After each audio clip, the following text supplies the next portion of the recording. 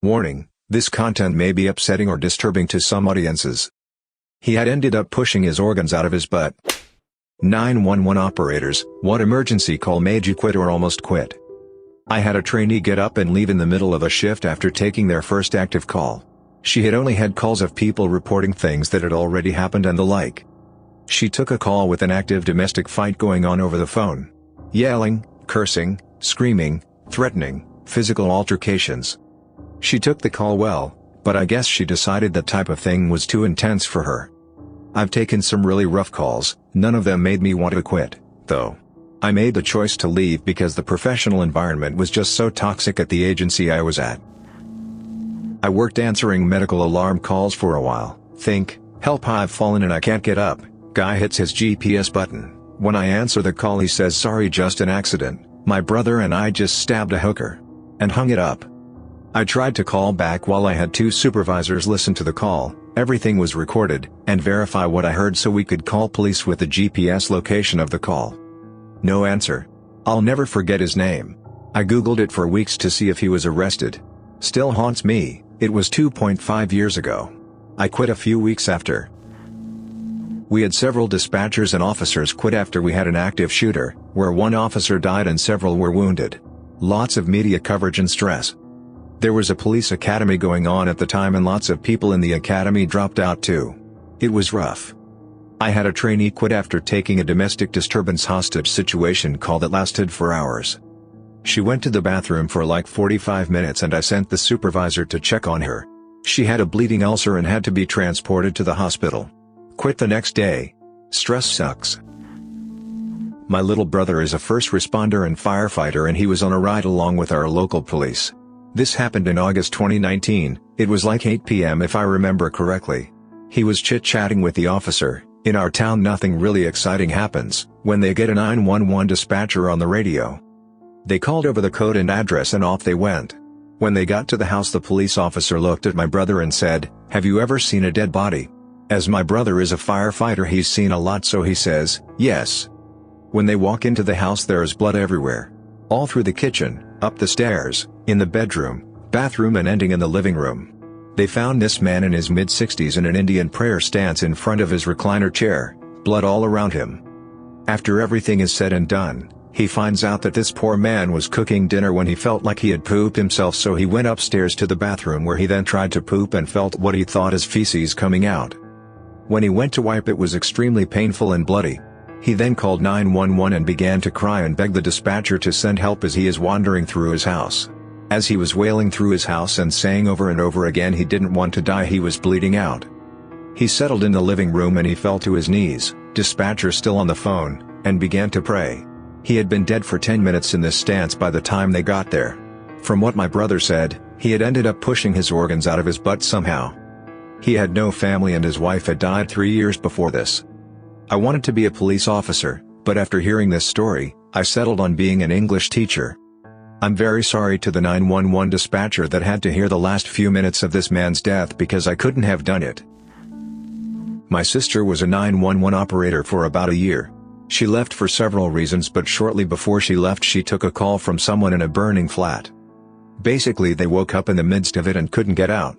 She listened to them scream from being burned up. She took another job shortly after. That's the one she always says was the worst one she had. Turned out it was arson. Set by petrol. My experience is limited to a smaller department, and because of that I had a supervisor that was absolutely toxic and would openly retaliate if you so much disagreed with them. At one point I was the second most senior person and found myself working overnights because of a disagreement. The job already breeds anxiety. When you're not busy you can't help but wonder what's going to come over the line next. Even at a small department I still managed to deal with pretty much everything but the worst were the suicide callers. I talked down more than 5 but I lost 2. Both happened almost as soon as I picked up the phone, and give me a name and a location and it happened before you could get anything other than that. And you can't hang up the phone until an officer arrives, so as a dispatcher there's really nothing you can do but listen. Those are the ones that stick with you. There's some people that you actually help, but unfortunately those aren't the ones that I remember. Those aren't the ones that wake me up in the middle of the night. Some people are built for that and can leave that it works somehow, but I'm not one of them. I ultimately left the job because of the management and just burnout and fatigue. I'm lucky that I did because I don't think I would have stayed healthy for very long. Because even now I can point to the job and say that the stress caused by it is what started my anxiety, and I gained over 100 pounds in 4 years because of the stress, inconsistent schedules and night shifts. I was lucky enough to enter another field and become a senior software developer, but I have nothing but respect for dispatchers. I hope all departments adopt policy of debriefing and a focus on mental health after active incidents for both the officers and the dispatchers, because for some reason they are often forgotten. As an EMT, I once worked with a former firefighter who left his profession and went to wait tables because of a 911 call. He was called to a house, but the fire department got there 5 minutes before police could. In the house were a dad and toddler boy. Dad was the one who called 911, saying he was going to kill the kid. He was so mad. So the firefighter is at the door, but his sergeant is not letting them go in without police due to the possible danger of the situation. He could hear the boy screaming those death screams of someone who's really in pain. After a few minutes he decides, F it, he's going in anyways, and breaks down the door. He gets the door open just as police show up, and they find the boy basically boiled from the waist down. While they were outside, the dad is holding this kid under scalding water in the tub. The kid died from his injuries after a long stay in the hospital. The firefighter was reprimanded for breaking protocol and still feels like everything was his fault for not saving the boy faster. It's always the kids that get to you. Brandy Worley's call to 911 would make me quit. For those who aren't familiar, she very matter-of-fact explained to the 911 operator that she stabbed her small children to death. The father was actually a Reddit user who posted about the marital issues on Reddit leading up to this incident. Not a 911 operator but a doctor. Was covering an ER night shift when EMS radios in to tell us they are inbound with a patient who suffered an eye injury. I'm thinking, since the person called an ambulance, it must be pretty bad, like, spilled muriatic acid all over my face or, fell and landed eyeball first into a fork bad. They wheel her in 10 minutes later and she looked completely fine. When I ask what happened, and I kid you not, she says, I got a cat hair in my eye. An ambulance ride for a hair in her eye. Icing on the cake, she was a Medicaid patient. $2,000 and change of your tax dollars at work, for something that could have been solved at home with a penny's worth of tap water. A few days ago there was a house fire here in Germany. My team and I had to be quick since the whole house was in flames. We saved the mother and the son, however his sister was missing. I looked for her and saw her burn to death in front of me. I couldn't do anything and it still haunts me. However, I won't ever quit my job. I've been dedicating my whole life to be a firefighter and I love it. I was going through the application process to be a 911 dispatcher. One of the meetings we were required to attend, they played a recording of a phone call.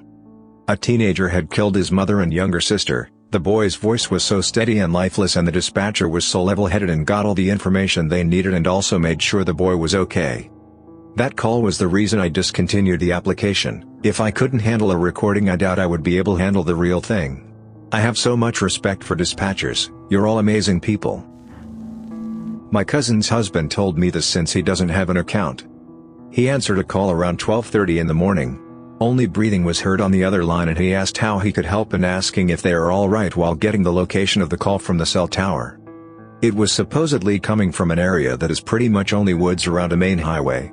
Eventually a woman's voice came over the line between huffing and puffing about she thinks she lost them. When he asked who, and where she is so he can send help, she shushes him. She tells him that she is going to go down the little hole to see if they miss her. He hears other people in the background yelling, cursing, and yelling a woman's name. Unfortunately it seems that someone found her and she was screaming horribly while they must have beaten her, and whatever else, killing her in the end because a male voice picked up the phone and said, "The witch is dead," and hung up. Her body was found in the woods a few days later, badly bruised and assaulted. The story is that she was a woman who was trying to escape a sex trafficking group, but sadly failed. He had nightmares for a few weeks about hearing his wife's voice or his daughter's voice over the phone in her place. I don't know if they found the men or not, and this was some years ago too, 10 or 15. For me, suicide calls were the worst. It's the screams that do it, but those are more tragic than horrifying.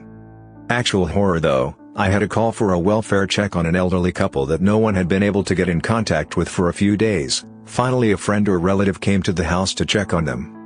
Their cars were home and the doors were locked, but they couldn't see or hear anything. All in all, nothing too out of the ordinary. We get these calls all the time. I send the units thinking they're probably just out of town or maybe already at the hospital somewhere.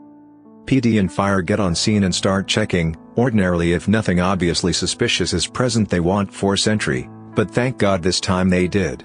When they went to check the residence, they found the elderly woman in bed with her dead husband.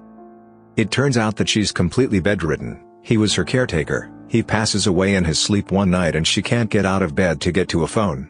So she has to lay there next to her dead husband for the better part of 5 days as he slowly decomposes before we arrived. I spoke with the units after and she had basically lost her mind over those few days and was talking and having a conversation with her dead husband like he was still alive. Just thinking of what she must have gone through gave me chills. I'm glad it had a good outcome, but another day or so and she'd have passed away too. Thanks for listening to Radio TTS.